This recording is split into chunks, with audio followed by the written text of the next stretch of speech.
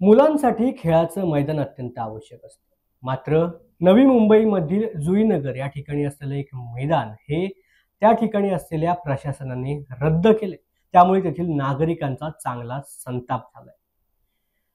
शिरवणे जुईनगर येथील खेळाचे मैदान नवी मुंबई मनपाने रद्द केल्याच्या विरोधात आज शिरवणे आणि जुईनगर ग्रामस्थांनी नवी मुंबई मनपा मुख्यालयावरती मोर्चा काढत आपला विरोध दर्शवलाय.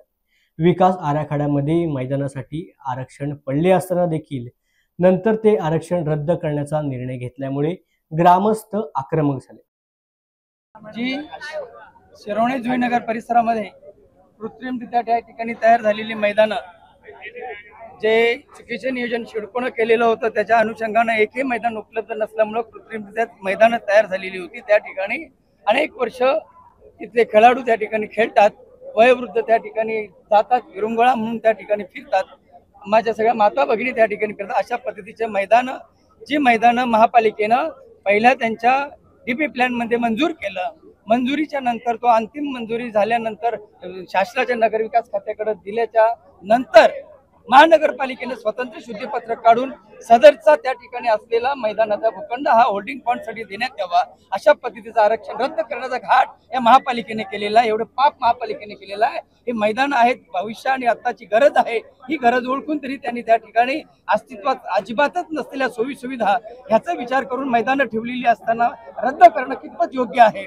आणि महानगरपालिकेनं ते ज्या पद्धतीनं त्या ठिकाणी खेळी खेळलेली आहे ही फक्त भ्रष्टाचार करण्यासाठी आहे, कॉन्ट्रॅक्ट काढण्यासाठी आहे.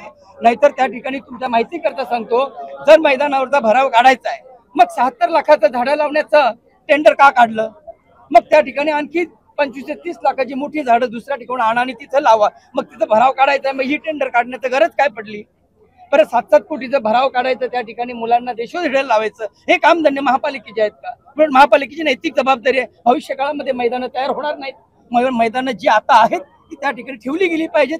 याचिकाकर्त्यांनी त्या ठिकाणी अतिक्रमण काढण्याबाबतचे आदेश पारित माननीय उच्च न्यायालयाने केलं होतं, परंतु भराव काढण्याचा नाही. मग अशा वेळेला त्या ठिकाणी का अतिक्रमण मुक्त केल्यानंतर भराव काढण्याचं टेंडर काढण्याचं पाप ही महापालिका करते? म्हणून महापालिकेने बाजू मांडायला पाहिजे.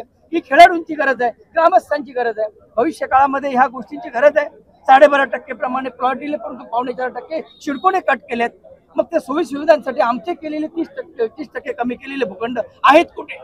हे महापालिकेने त्या ठिकाणी शासनाने आपल्या या शिडकोला विचारलं पाहिजे. आम्ही या ठिकाणी आलोय मैदान बचावासाठी, मैदान वाचले पाहिजेत हा संकल्प प्रत्येकाचा आहे, हा निर्धार प्रत्येकाचा आहे. मोठ्या संख्येने या ठिकाणी खेळाडू आणि आमच्या माता भगिनी आणि ज्येष्ठ नागरिक या ठिकाणी आल्यात. तिडकीने या ठिकाणी सांगतात होय आपली मैदानं वाचली पाहिजेत. आम्ही हेतू एल्गार माननीय आमचे लोकनेते दिबा पाटील साहेबांचा आदर्श म्हणून पुन्हा एकदा संघर्ष तयार झालेला मैदानी आमच्या हक्काचे आहेत आणि ती मिळालीच पाहिजे.